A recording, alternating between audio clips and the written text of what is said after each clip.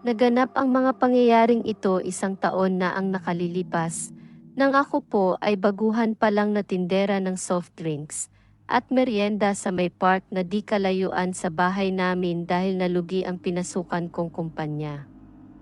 Hello po sa inyong lahat, ako po si Luisa na ngayon ay 27 years old na.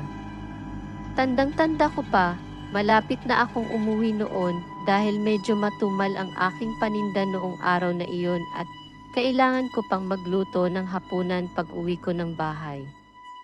Karaniwan na mabilis ang oras sa pagtitinda sa gabi kaysa sa umaga.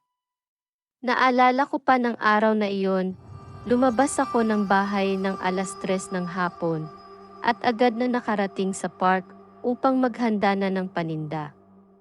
Ilang oras ang lumipas, nalibang ako sa aking pagtitinda at napansin na 8:00 na pala ng gabi. Hindi pa ako kailanman inabot ng ganun katagal sa park. Karaniwan, uwi na ako ng mga 7:00, pero ngayon, matumal ang benta, kaya nagtiyaga akong mag-extend dahil wala na halos bumibili. May sandali na lang akong natitira kaya't naisipan kong iligpit na lang ito agad at umuwi. Halos konti na rin ang tao kapag ganoong oras na dahil ang park ay magsasara na din.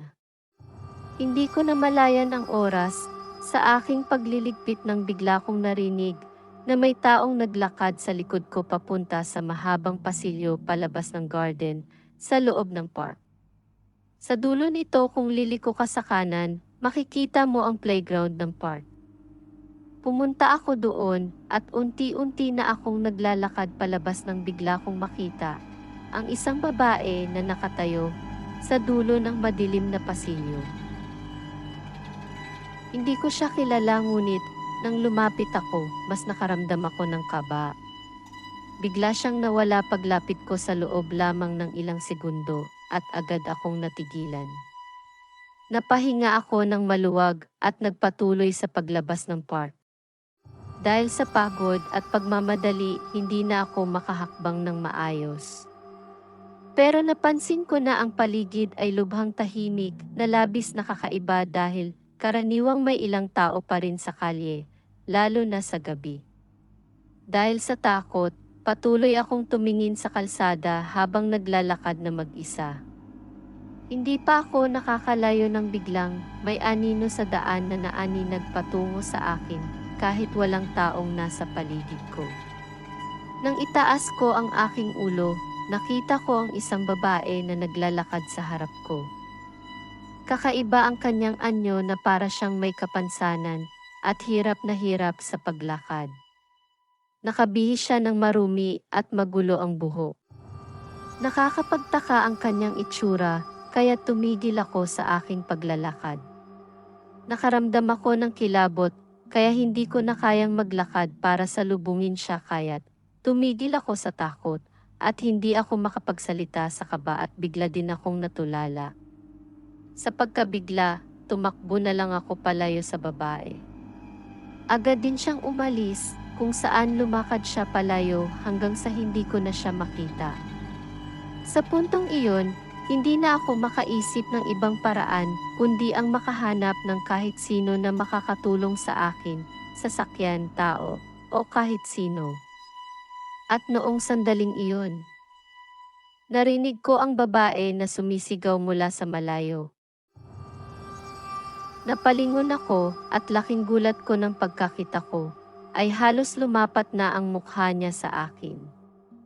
Ilang sandali pa, namalayan ko na lang na ginigising na ako ng babaeng taga-pangasiwa ng park sa pagtapik sa pisngi ko. Nalaman ko na nadaanan niya akong walang malay sa kalsada at dinala niya ako sa may gilid pagkatapos niyang magsara ng park. Tinanong niya ako at dali-dali kong ikinuwento ang mga nangyari. Nanlaki ang mga mata niya ng tugma ang paglalarawan ko sa isang tao na kilala niya. Ayon sa kanya, may isang babaeng taong grasa na nagngangalang Conching. Mayroon siyang maliit na anak na kasama sa paghingi ng limos sa may park. Isang araw, habang naglalaro ang bata, Nahulog ito sa isang swing sa playground at namatay.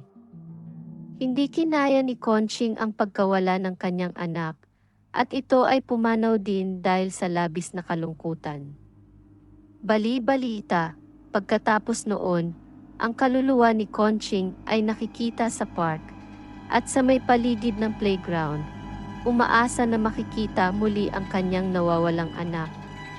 Hanggang sa ngayon, patuloy pa rin siyang nagpapakita sa park, lalo na sa mga taong ginagabi at walang kasama.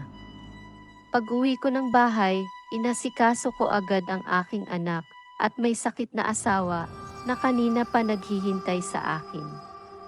Matapos iyon ay agad akong nagsindi ng kandila at nagsambit ng kaunting panalangin para kay Conching at sa anak niya. Hiling ko lang na sana matanggap na niya ang pagkawala ng anak at muli na silang magkita sa kabilang buhay.